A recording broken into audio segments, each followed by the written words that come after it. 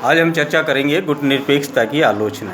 देखिए, हमने गुटनिरपेक्षता के विभिन्न शिखर सम्मेलनों का वर्णन किया, गुटनिरपेक्षता की उपलब्धियों का वर्णन किया, और आज लास्ट में हम ले रहे हैं गुटनिरपेक्षता की क्रिटिसिज्म आलोचना है, अवसरवादी और काम निकालने की। गुटनिरपेक्षता यानी जिस गुटनिरपेक्ष शिखर निर्गुट संगठन की स्थापना 1 से 6 सितंबर 1961 में भारत के प्रधानमंत्री पंडित जवाहरलाल नेहरू, मिस्र के राष्ट्रपति नासिर और युगोस्लाविया के मार्शल टीटो इन 3 बड़े नेताओं द्वारा की गई थी, और जिसमें सबसे पहले 25 राष्ट्रों के प्रतिनिधियों ने सम्मिलित हुए थे।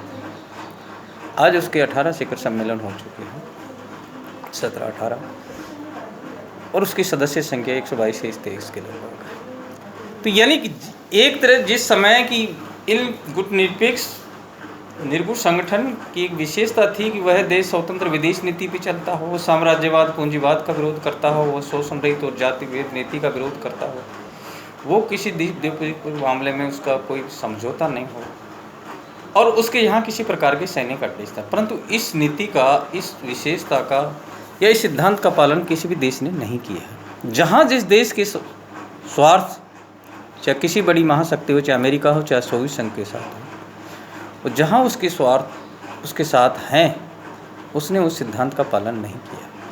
इसलिए हम कह सकते हैं कि ये एक तरह से अवसरवादी और काम निकालने। अगर किसी देश का सोवियत संघ के साथ अच्छा संबंध है और उसके व्यक्तिगत स्वार्थ हैं उस देश का, तो वो सोवियत संघ की साम्यवादी नीति का समर्थन कर रहा है। और अगर अमेरिका के साथ उसके स्वार्थ हैं या अमेरिका के साथ उसके हित हैं, तो अमेरिका की पूंजीवादी, यानी कि जबकि निर्गुट संगठन की विशेषता थी कि नए साम्यवादी नीति का समर्थन किया जाएगा और नई पूंजीवादी नीति का समर्थन किया, परंतु इन्होंने इस नीति को एक अवसरवादी और काम निकालने की नीति बना के छोड़ दी। जहाँ जिसके व्यक्तिगत हित, स्वार्थ के हित पूरे हो रहे हैं, वो उसी ही महासम शक्ति की विचारधारा का समर्थक हो गया। दूसरा है सिद्धांत उपयुक्त किंतु अव्यावहारिक नीति। देखिए, सिद्धांत इसके बहुत बढ़िया हैं गुटनिरपेक्षता के।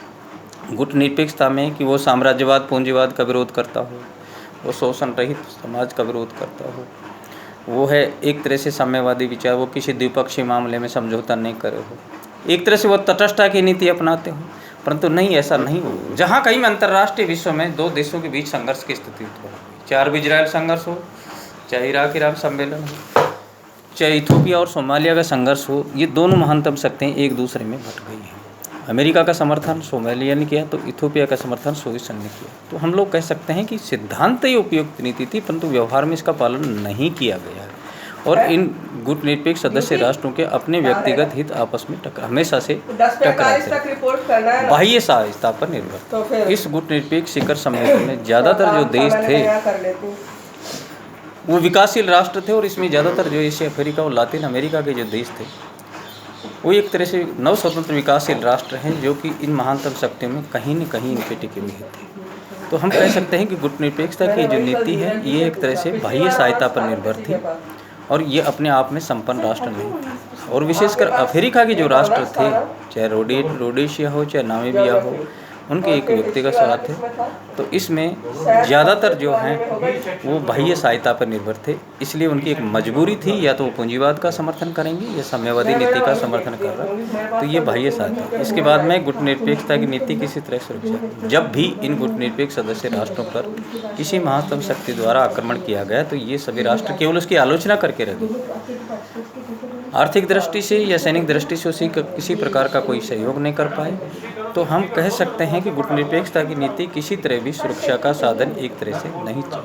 संकुचित नीति, तटस्थता की नीति होने के बावजूद कहीं इन्होंने साम्यवाद का समर्थन किया है, तो कहीं पूंजीवाद का समर्थन किया है, और जहां इसके व्यक्तिगत स्वार्थ हैं, ये उसी देश की नीति का समर्थन कर रही है। तो हम कह सकते हैं कि गुटनिरपेक्षता की नीति एक संकुचित नीति को राष्ट्रीय हित के बजाय नेता। जब कभी भी अंतर्राष्ट्रीय शिखर सम्मेलन हुई है, जो गुटनिरपेक्षता के शिखर सम्मेलन हुए हैं, वहाँ राष्ट्र के प्रधानमंत्री और राष्ट्रपति वहाँ उपस्थित होते थे, और अंतर्राष्ट्रीय विषयों पर जब भी चर्चा की जाती थी, हालांकि ये अपने प्रस्तावों पर चर्चा करते थे, परंतु वो प्रस्ताव बन के रह गए, उस पर गौर रहे। संयुक्त राष्ट्र संघ में आज तक कोई भी विकासशील राष्ट्र का कोई भी राष्ट्र सुरक्षा परिषद का स्थायी सदस्य नहीं बन पाए हैं, और न ही उस नीति का वो पालन कर पाए हैं। और अंतर्राष्ट्रीय मुद्रा व्यवस्था में या अंतर्राष्ट्रीय अर्थव्यवस्था में नहीं किसी प्रकार का कोई आमूलचूल परिवर्तन हो, तो हम कह सकते हैं कि ये एक तरह से राष्ट्र हितों की बजाय एक नेतागिरी की नीति की एशिया और अफ्रीका में कौन से गुटनिरपेक्ष सदस्य राष्ट्र है, कौन से देश का अपना प्रभुत्व कायम रहे। तो ये है राष्ट्र हित की बजाय एक नेतागिरी, एक दिशाहीन आंदोलन था। इसमें कुछ तटस्थ राष्ट्र थे, कुछ लोकतांत्रिक देश थे जैसे भारत पाकिस्तान, जैसे भारत श्रीलंका जैसे देश, कुछ फौजी तानाशाही वाले देश भी थे जैसे इंडोनेशिया हुआ, पाकिस्तानी। तो यानी इसमें एक सिद्धांत के लोकतंत्रात्मक व्यवस्था को पालन करने वाले देशों की बजाय सभी विचारधाराओं से तानाशाही देश भी थे, फौजी तानाशाही देश भी थे, राजतंत्रात्मक देश भी इसमें थे, इथियोपिया और सोमालिया देश। तो हम कह सकते हैं कि एक तरह से दिशाहीन आंदोलन था, इसमें बुनियादी एकता का अभाव था और इन गुटनिरपेक्ष सदस्य राष्ट्रों का कोई एक मूल्य रहित पैंतरा मात्रा नहीं था। इसलिए हम कह सकते हैं गुटनिरपेक्ष से कई मामलों में असफलता रही और जिसके आधार पर इन राष्ट्रों का आज तक 120 या 22 सदस्य होते हुए भी अंतर्राष्ट्रीय राजनीति में महत्तम शक्तियों के सामने इनकी कहीं नहीं चल रही है। इसलिए गुटनिरपेक्षता एक मूल्य रहित पैंतरा मात्र बन के रह गया है। तो गुटनिरपेक्षता और आज ये संगठित रूप संयुक्त राष्ट्र संघ के मंच के माध्यम से अपने आवाज़ तो उठाते हैं, परंतु उनको महत्तम शक्तियों द्वारा उनको कोई विशेष तवज्जो नहीं दिया जाता।